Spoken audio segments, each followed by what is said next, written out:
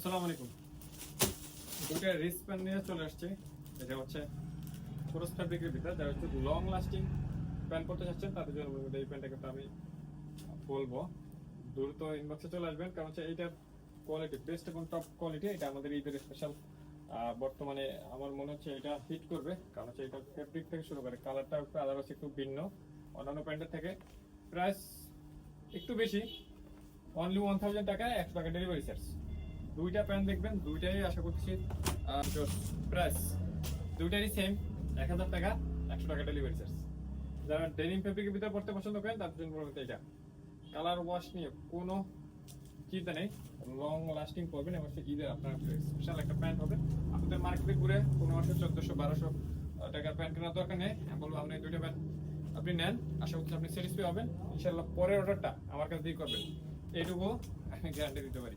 আসসালামু আলাইকুম।